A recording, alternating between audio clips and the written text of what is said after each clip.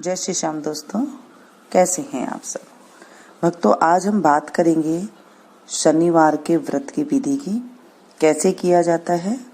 इस दिन शनि की पूजा होती है। काला तिल, काले वस्त्र, तेल, उड़द शनि को अति प्रिय होती हैं, इसलिए इनकी शांति के लिए ये पूजा होती है। शनि को जो दशा होती है उसको दूर करने के लिए यह व्रत किया जाता है। शनि का स्तोत्र का पाठ भी विशेष लाभदायक सिद्ध होता है। शनिवार की व्रत की कथा। एक समय सूर्य, चंद्रमा, मंगल, बुध, बृहस्पति, शुक्र, शनि, राहु और केतु इन ग्रहों में आपस में झगड़ा हो गया कि हम सब में सबसे बड़ा कौन है। सब अपने आप को बड़ा कहते थे। जब आपस में कोई निर्णय न हो सका तो सबके सब आपस में झगड़ते हुए इंद्र के पास गए और कहने लगे, आप देवताओं के राजा हैं, इसलिए आप हमारा न्याय करके बतलाइए कि हम 9 ग्रहों में से सबसे बड़ा कौन है। राजा इंद्र उनका प्रश्न सुनकर घबरा गए और कहने लगे, मुझ में यह सामर्थ्य नहीं है कि किसी को बड़ा या छोटा बताऊं। मैं अपने मुख से किसी को नहीं कह सकता हूँ। हाँ, एक उपाय हो सकता है। इस समय पृथ्वी पर राजा विक्रमादित्य दूसरों के दुखों का निवारण करने वाले हैं, इसलिए तुम सब मिलकर उनके पास जाओ, वही तुम्हारे दुखों का निवारण करेंगे। यह सुनकर सभी ग्रह देवता चलकर भूलोक में राजा विक्रमादित्य की सभा में जाकर उपस्थित हुए और अपना प्रश्न राजा के सामने रखा। राजा उनकी बात सुनकर बड़ी चिंता में पड़ गए और मैं अपने मुख से किसको बड़ा और किसको छोटा बताऊं। जिसको छोटा बताऊंगा वही क्रोध करेगा। परंतु उनका झगड़ा निपटाने के लिए उन्होंने एक उपाय सोचा कि सोना, चांदी, कांसा, पीतल, सीसा, रांगा, जस्ता, अभ्रक और लोहा 9 धातुओं के 9 आसन बनवाए। सब आसनों को क्रम में जैसे सोना सबसे पहले, लोहा सबसे बाद में बिछाए। इसके बाद राजा ने सब ग्रहों से कहा कि आप सब अपने अपने आसनों पर बैठिए। जिसका आसन सबसे आगे है वह सबसे बड़े और जिसका आसन सबसे पीछे वह सबसे छोटा जानिए। क्योंकि लोहा सबसे पीछे था और वह शनिदेव का आसन था, इसलिए शनिदेव ने समझ लिया कि राजा ने मुझको छोटा बना दिया है। इस पर शनिदेव को बड़ा क्रोध आया और कहा, राजा तू मेरे पराक्रम को नहीं जानता। सूर्य 1 राशि पर 1 महीना, चंद्रमा 2.25 दिन, मंगल 1.5 महीना, बृहस्पति 13 महीने, बुध और शुक्र 1 महीने, परंतु मैं 1 राशि पर 2.5 अथवा 7.5 साल तक रहता हूँ। बड़े बड़े देवताओं को भी मैंने भीषण दुख दिया है। राजन सुनो, राम जी को 7.5 आई तो वनवास हो गया और रावण पर आई तो राम और लक्ष्मण ने सेना लेकर लंका पर चढ़ाई कर दी, रावण कुल का नाश कर दिया था। हे राजा, अब तुम सावधान रहना। राजा कहने लगा, जो कुछ भाग्य में होगा देखा जाएगा। उसके बाद अन्य ग्रह तो प्रसन्नता से साथ चले गए, परंतु शनिदेव बड़े क्रोध के साथ वहां से गए। कुछ काल व्यतीत होने पर जब राजा की 7.5 की दशा आई तो शनिदेव घोड़े के सौदागर बनकर अनेक सुंदर घोड़ों के सहित राजा की राजधानी में आए। जब राजा ने सौदागरों के आने की खबर सुनी तो अपने अपने अश्वपाल को अच्छे अच्छे घोड़े खरीदने की आज्ञा दे दी। अश्वपाल ऐसी अच्छी नस्ल के घोड़े देखकर उनका मूल्य सुनकर चकित हो गया और तुरंत ही राजा को खबर कर दी। राजा उन घोड़ों को देखकर एक अच्छा सा घोड़ा चुनकर सवारी के लिए चढ़ा। राजा के घोड़े के पीठ पर चढ़ते ही घोड़ा जोर से भागा। घोड़ा बहुत दूर तक एक बड़े जंगल में जाकर राजा को छोड़कर अंतर्ध्यान हो गया। इसके बाद राजा अकेला जंगल में भटकता फिरता रहा, परंतु बहुत देर के बाद राजा को भूख और प्यास से दुखी होकर भटकते भटकते एक ग्वाले को देखा। ग्वाले ने राजा को प्यास से व्याकुल देखकर पानी पिलाया। राजा की अंगुली में एक सोने की अंगूठी थी। राजा ने वह अंगूठी निकालकर प्रसन्नता से ग्वाले को दे दी और शहर की ओर चल दिया। राजा शहर में पहुंचकर एक सेठ की दुकान पर जाकर बैठ गया और अपने आप को उज्जैन का रहने वाला तथा अपना नाम विका बताया। सेठ ने उसको एक कुलनी मनुष्य समझकर जल आदि पिलाया। भाग्यवश उस दिन सेठ की दुकान पर बिक्री बहुत अधिक हुई। तब सेठ ने उसको भगवान पुरुष समझकर भोजन कराने के लिए अपने साथ ले गया। भोजन करते समय राजा ने आश्चर्य की बात देखी कर खूंटी पर हार लटक रहा था, वह खूंटी उस हार को निकल गई।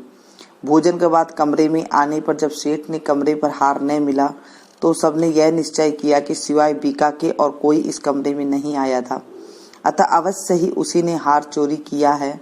परंतु बीका ने कहा कि हार मैंने नहीं लिया है। इस पर 5-7 आदमी इकट्ठे होकर उसको फौजदार के पास ले गए। फौजदार ने उसको राजा के सामने उपस्थित कर दिया और कहा, यह आदमी ने भला प्रतीत होता है, चोर मालूम नहीं होता है, परंतु सेठ का कहना है इसके सिवाय और कोई घर में नहीं आया है, अवश्य ही चोरी इसी ने की है। तब राजा ने आज्ञा दी इसके हाथ पैर काटकर चौरंगिया किया जाए। राजा की आज्ञा ने तुरंत पालन किया गया और बीका के हाथ पैर काट दिए गए।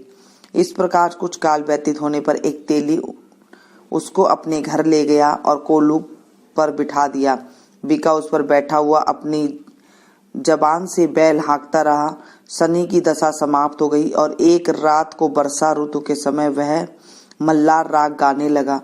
उसका गाना सुनकर उस शहर के राजा की कन्या उस राग पर मोहित हो गई और दासी को खबर लाने को भेजा कि शहर में कौन गा रहा है। दासी सारे शहर में फिरती फिरती क्या देखती कि तेली के घर चौरंगिया राग गा रहा है। दासी ने महल में आकर राजकुमारी को सब वृतांत सुना दिया। बस उसी क्षण राजकुमारी ने अपने ही मन यह प्रण कर लिया कि यह चाहे कुछ भी हो, मुझे उस चौरंगिया के साथ ही विवाह करना है। प्रातः काल होते ही जब दासी ने राजकुमारी को जगाना चाहे तो राजकुमारी अनशन व्रत लेकर पड़ी थी। तब दासी ने रानी के पास जाकर राजकुमारी के न उठने का वृत्तांत कहा। रानी ने तुरंत ही वहां जाकर राजकुमारी को जगाया और उसके दुख का कारण पूछा तो राजकुमारी ने कहा, माँ, मैं यह प्रण कर लिया है कि तेली के घर में जो चौरंगिया है उसी के साथ विवाह करूंगी। माता ने कहा, पगली, ये क्या बात कर रही है? तेरा किस देश के राजा के साथ विवाह किया जाएगा? राजकुमारी कहने लगी, माँ, मैं अपना प्रण कभी नहीं तोड़ूंगी। माता ने चिंतित होकर यह बात राजा को बताई। तब राजा ने भी आकर समझाया, मैं अभी देश देशांतर में अनेक दूत भेजकर सुयोग्य रूपवान एवं बड़े से बड़े गुणी राजकुमार के साथ तुम्हारा विवाह करूंगा। ऐसी बात सुनकर तुमको कभी नहीं सोचनी चाहिए। राजकुमारी बोली, पिताजी, मैं अपने प्राण त्याग दूंगी परंतु किसी दूसरे से विवाह नहीं करूंगी। इतना सुनकर राजा ने क्रोध से कहा, यदि तेरे भाग्य में ऐसा ही लिखा है तो जैसी तेरी इच्छा हो वैसे ही कर ले। राजा ने तेली को बुलाकर कहा, तेरे घर चौरंगिया है, उसके साथ में अपनी कन्या का विवाह करना चाहता हूँ। तेली ने कहा, यह कैसे हो सकता है? कहाँ आप हमारे राजा और कहाँ मैं नीच तेली। परंतु राजा ने कहा, भाग्य में लिखी को कोई नहीं टाल सकता, अपने घर जाकर विवाह की तैयारी करो।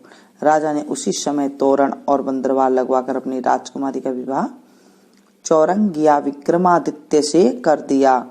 रात्रि को जब विक्रमादित्य और राजकुमारी महल में सोए तो आधी रात के समय शनिदेव ने विक्रमादित्य को सपने में कहा, राजा, कहो मुझको छोटा बतलाकर तुमने कितना दुख उठाया। राजा ने क्षमा मांगी। शनिदेव ने प्रसन्न होकर विक्रमादित्य के हाथ पैर दिए। तब राजा ने कहा, महाराज, मेरी प्रार्थना स्वीकार करें कि जैसा दुख आपने मुझको दिया है ऐसा और किसी को न दे। शनिदेव ने कहा, तुम्हारी यह प्रार्थना स्वीकार है। जो मनुष्य मेरी कथा सुनेगा या कहेगा उसको मेरी दशा में कभी किसी प्रकार का दुख नहीं होगा और जो नित्य मेरा ध्यान करके चींटियों को आटा डालेगा उसके सारे मनोरथ पूर्ण होंगे। इतना कहकर शनिदेव अपने धाम चले गए। राजकुमारी की आंख खुली और उसने राजा के हाथ पैर देखे तो उसे बड़ा आश्चर्य हुआ। उसको देखकर राजा ने अपना समस्त हाल कहा कि मैं उज्जैन का राजा विक्रमादित्य हूँ। यह बात सुनकर राजकुमारी अत्यंत प्रसन्न हुई।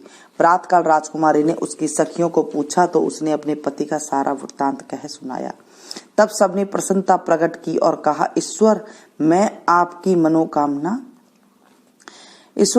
मनोकामना पूर्ण कर दी है। जब उस सेठ ने यह सुना तो विक्रमादित्य के पास आया और राजकुमार विक्रमादित्य के पैरों में गिरकर क्षमा मांगने लगा।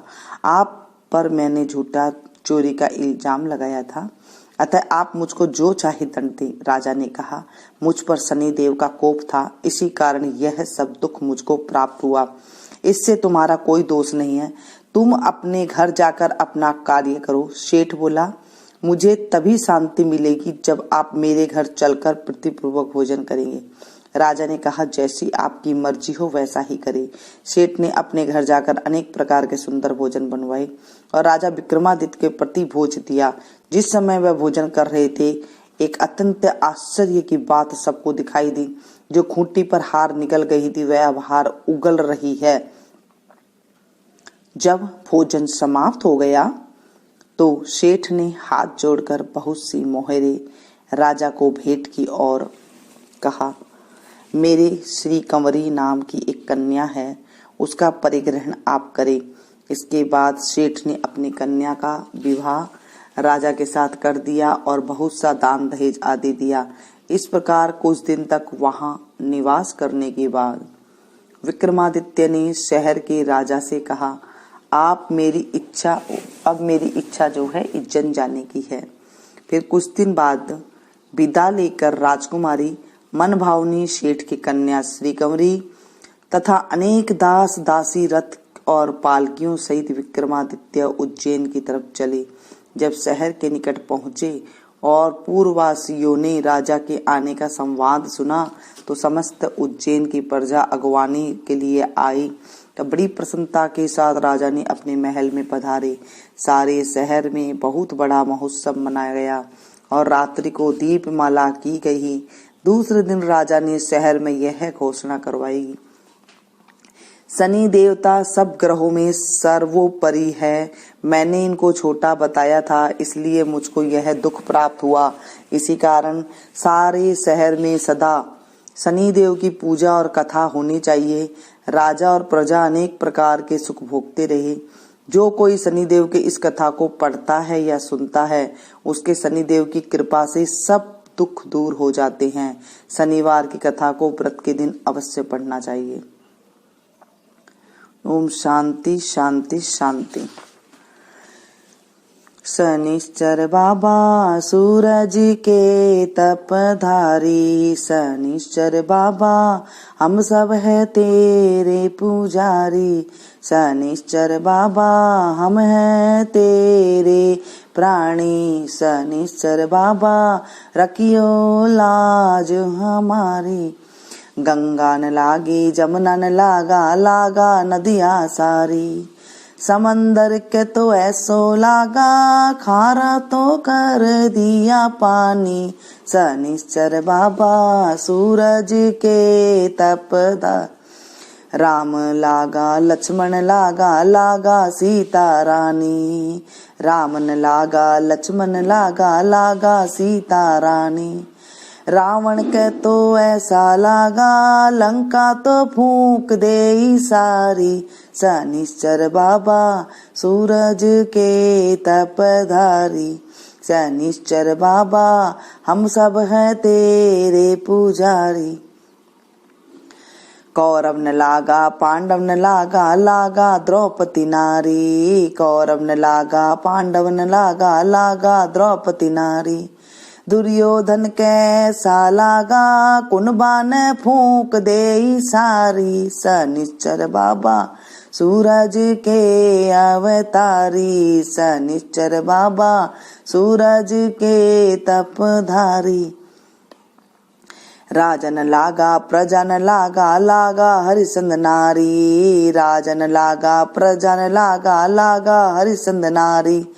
हरिश्चंद्र के ऐसा लागा, नीचे गरो भर पानी। शनिश्चर बाबा सूरज के अवतारी, शनिश्चर बाबा सूरज के तपदा। धरती न लागा अंबर न लागा, लागा 9 लाख तारा। धरती न लागा अंबर लागा, लागा 9 लाख तारा। चांद सूरज के ऐसा लागा, ग्रहण पड़ा अति भारी। शनिश्चर बाबा सूरज के अवतारी, शनिश्चर बाबा सूरज के तपधारी। जब बोलो शनिदेव महाराज की जय।